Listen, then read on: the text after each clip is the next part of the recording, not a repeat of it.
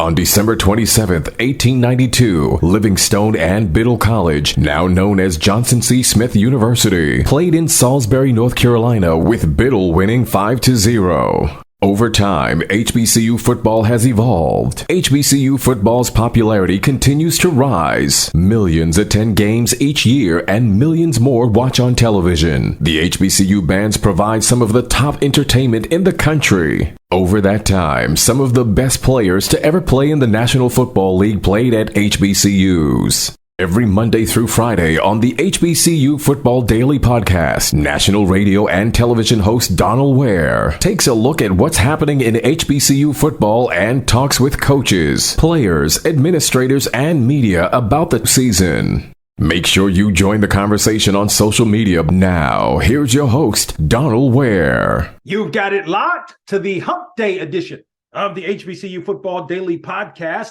for today, Wednesday, September 6th. I'm Donal Ware. This is where we start to transition into the next week in HBCU football. So we're going to take a look at the week 2 schedule. It all starts on Thursday evening. Back-to-back Thursday evening games for West Virginia State. Lost a heartbreaker to Morehead State, played up. Lost a heartbreaker to Morehead State last Thursday. Another Thursday night game. This against UNCP or Pembroke, as it were. This is a conference game. So when you're in that Mountain East Conference, you may have one, maybe two non-conference games, and then you go right into conference play. Also, the other thing about the MEC is those teams play at the Division II level, play 11 games in a season. So, I mean, look, that was a tough loss last week.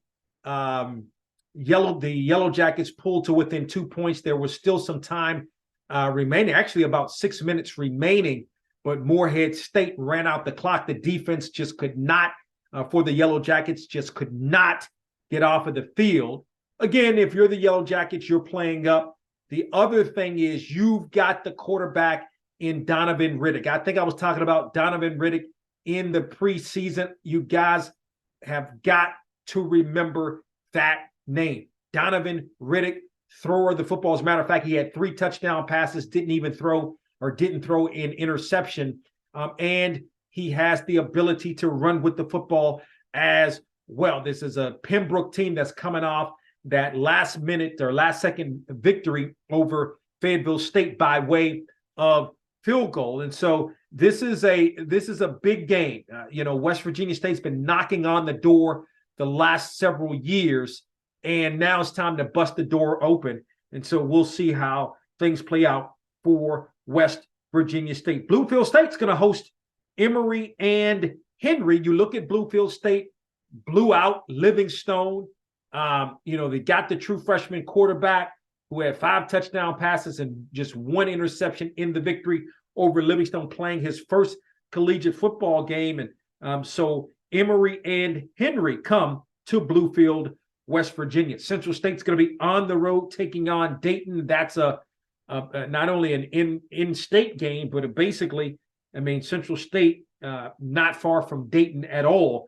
So you're talking about 2 programs that are right near each other. The Down East Classic, that's a big classic.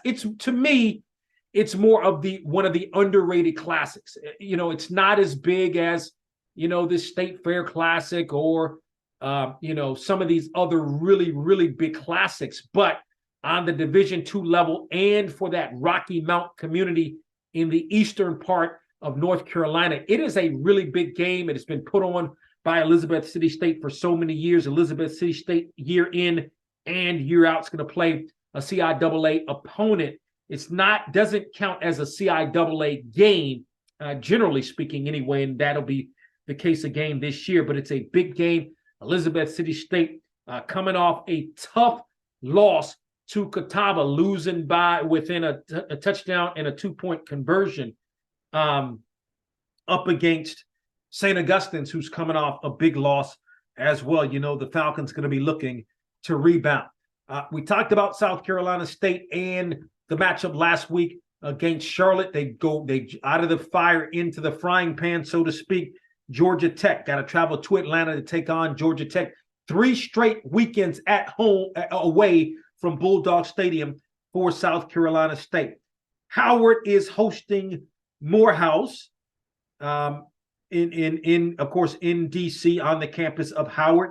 Johnson C. Smith is hosting Walsh of Ohio, and Johnson C. Smith is coming off that big victory, putting up 48 points on the board in the victory. Tyrell Jackson, the quarterback, remember, HBCU National Player of the Week. He had 4 touchdowns, no interceptions in the ball game.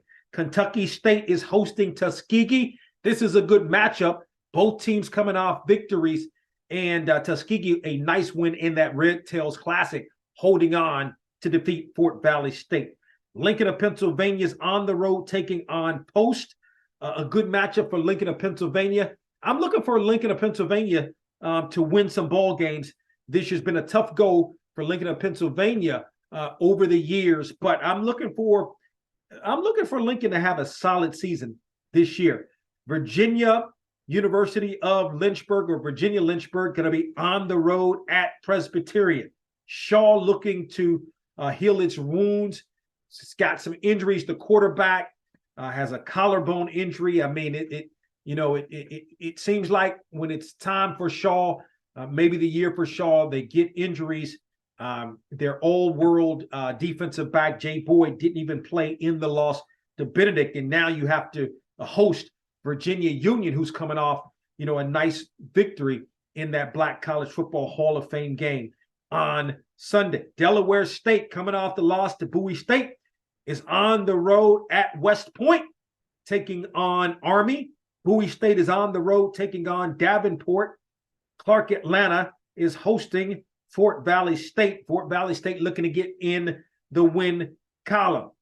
Virginia State is hosting Tusculum. Again, Virginia State, a nice win over Norfolk State, stepping up to the FCS level. Want to keep that momentum going against a tough Tusculum program. Texas Southern going to be on the road, stepping up, taking on Toledo. Winston-Salem State on the road at Ohio Dominican. Bethune-Cookman is at home hosting Savannah State. Edward Waters is at home hosting Benedict. That's a tough game for Edward Waters, who's coming off the loss in the Big Cat Classic against Florida Memorial. Alabama State is hosting Miles. This is, an in-state game. Eddie Robinson on the call on Tuesday talked about Miles, the respect that Alabama State has for the Miles program, and it's a good rivalry game as Miles again travels to Alabama State. Alabama A&M going to be at home hosting Lane, and for Alabama A&M looking for its first victory of the season. In the Southern Heritage Classic, for so many years in that Southern Heritage Classic, it was Tennessee State and Jackson State, and for so many years, it definitely qualified for HBCU National Game of the Week. Not so much this time around. Tennessee State is taking on Arkansas Pine Bluff.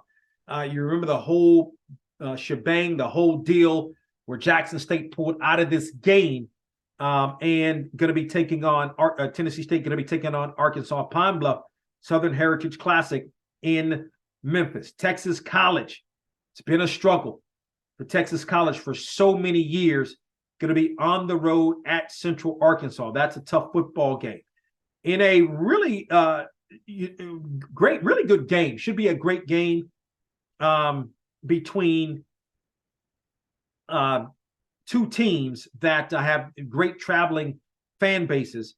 Jackson State is going to be traveling to Southern. Jackson State to Southern, and I've got to go back now because I had the wrong column. So actually, Texas College is at home against Central Arkansas. Lane is hosting Miles in that football game as well.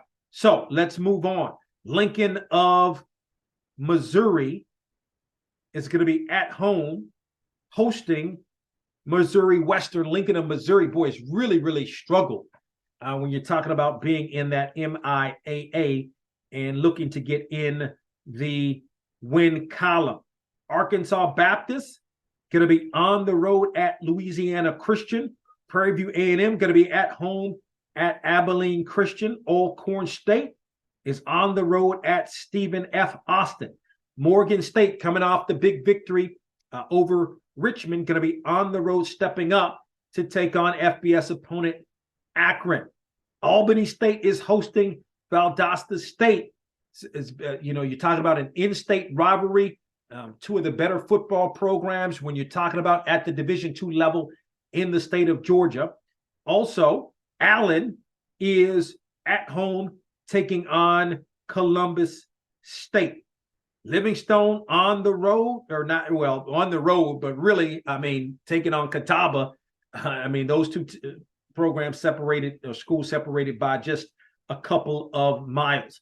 Fayetteville State looking to get in the win column, taking on Lenoir-Rhyne in the Battle of the Bay. Hampton going to be hosting Norfolk State. Now, you're looking at Hampton coming off the nice victory. Norfolk State coming off not a great loss against Virginia State. So you know the Spartans are looking to rebound. Also, you've got Grambling on the road at LSU.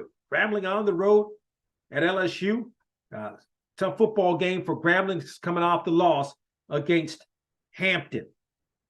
North Carolina A&T is hosting North Carolina Central in the Aggie-Eagle rivalry. This should be a really good football game. Really a true test for both programs. You look at A&T coming off the loss to UAB stepping up, and you're talking about North Carolina Central coming off the win playing Division II Winston-Salem State. We're going to wrap things up as Florida A&M is on the road 1-0. A nice test in Tampa taking on South Florida. So we transition now to week 2 in HBCU football, and that is the schedule for week 2. Don't forget to tell a couple of friends about the HBCU Football Daily Podcast, where you can watch on the Box to Row YouTube channel. Of course, you can also download or listen to the podcast at boxtorow.com as well as iHeartMedia.com. Have a great day. We hope you enjoyed this episode of the HBCU Football Daily Podcast. You can also listen to the podcast at BOXTOROW.com, iHeartMedia, or wherever you get your podcasts. Don't forget to get your HBCU football fix on Box to Row with Donal Ware each weekend on the radio station near you, and on SiriusXM on HBCU, Channel 142, and on ESPNU Radio on SiriusXM, Channel 84. Follow us on Twitter and Instagram at Box to Row for the latest in HBCU football, and don't forget to tell a friend.